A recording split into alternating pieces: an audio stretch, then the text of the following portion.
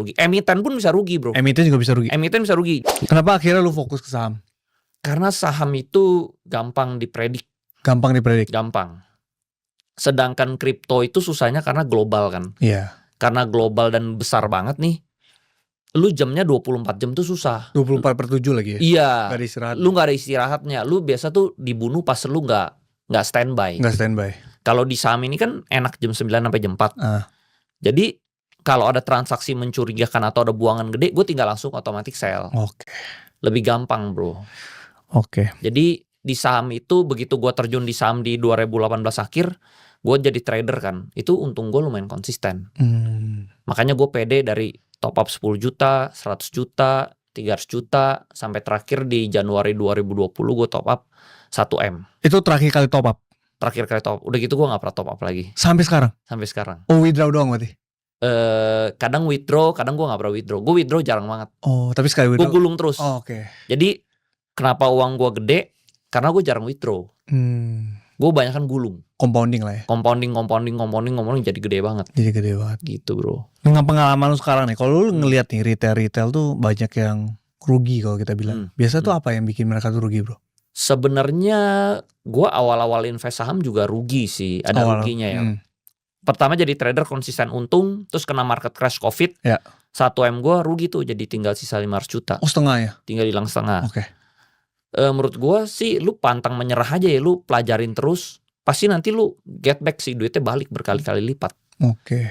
Jangan menyerah ya? Jangan menyerah. Mereka tuh kalahnya rata-rata FOMO. Udah atas, kejar lagi pucuk, kejar lagi pucuk, kejar lagi pucuk. Oke. Jadi saham itu ada limit kenaikannya. Ada limit ya? Gak mungkin dia naik terus. Oke. Pasti ada titik di mana dia harganya kemahalan. Nah di titik kemahalan itulah koreksi.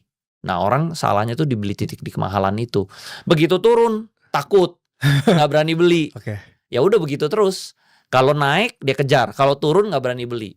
Justru harusnya balik, turun lu beli terus. Begitu naik ya lu ibarat apa ya? Lu menanam terus. Udah bagus lu petik hasilnya. Udah bagus lu petik. Iya, jadi lu susah-susah dulu nih. Tanam ya kan, lu misalnya lu tanam beras lalu misalnya lu tanam dulu, nanti baru akhir tahun lu panen, seperti itu. Nah, kebanyakan orang tuh mau beli mau langsung untung.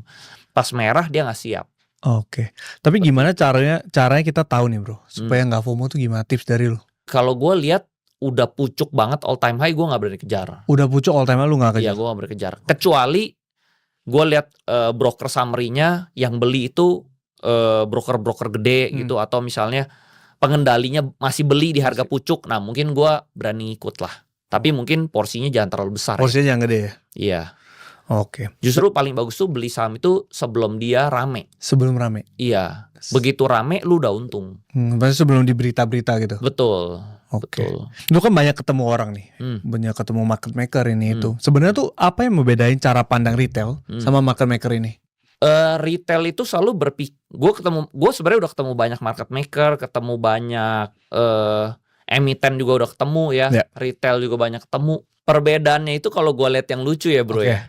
Retail tuh suka nebak. Suka nebak ini market maker tuh mau ngapain. Menurut gue nebak market maker mau ngapain tuh agak susah, bro. Nggak bisa predik 100% lah. Mungkin lu cuma bisa predik mungkin 40-50%. Karena susahnya itu mereka bisa pindah-pindah broker. Iya, mereka bisa. Dia bisa pindah ke broker retail juga.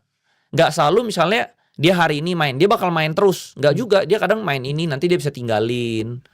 Nanti dia bisa datang lagi 2 minggu berikutnya atau sebulan berikutnya. Nggak, jadi susah menebak. Susah nebaknya. Ibarat kayak gue tebak lu nih, besok lu makan apa? Waduh. Susah, bro. Gue nggak tahu besok lu makan. Mungkin gue tahu ya makanan favorit lu itu mungkin makanan Thailand. Tapi gue nggak tahu besok lu bakal makan Thailand atau enggak. Iya, benar.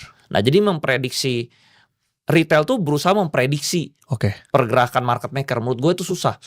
Yang kita tahu itu semua orang itu mau cari untung. Semua orang. Tinggal kita tak pikirin kayak gue nih. Gue nggak bisa tebak lu besok makan Thailand atau enggak.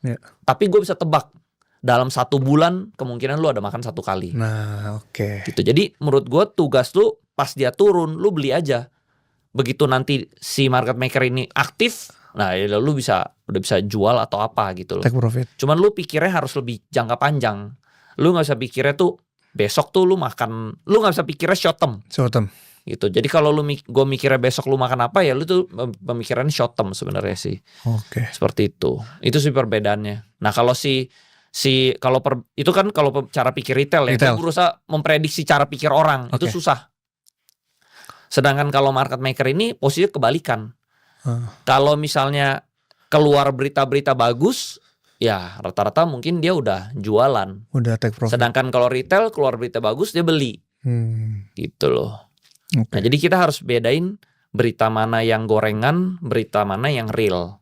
Kayak gitu, bro. Oke, tapi kan lu banyak ketemu, tadi kata lu banyak mau ketemu emiten, market maker. Tapi menurut lu nih, kalau emiten ya, gua temuin ya, gak pernah ada satupun yang bilang perusahaannya jelek. Oke. Semuanya bilang perusahaannya bagus, dia suruh gue beli. Semuanya suruh gue beli. Semuanya.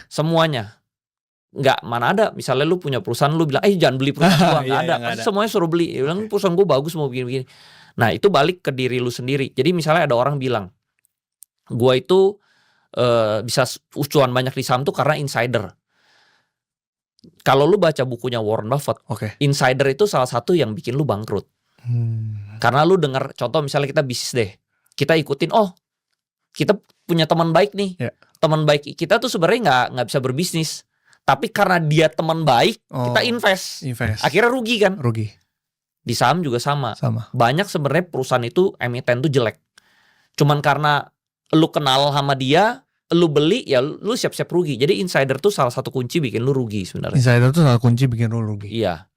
Yang lu harus tentukan itu, lu bener-bener emiten itu bener-bener bagus. Emiten bener-bener bagus. Karena kalau dia bagus, dia sebenarnya nggak jual ke lu. Iya. Ya kan? Karena kalau lu punya barang bagus, ngapain gue jual ke lu? Iya, betul. Gue contoh misalnya ada temen lu nih jago bisnis banget di bidang dia nih, bidang F&B misalnya. Makanan. Dia nggak mungkin ajak lu.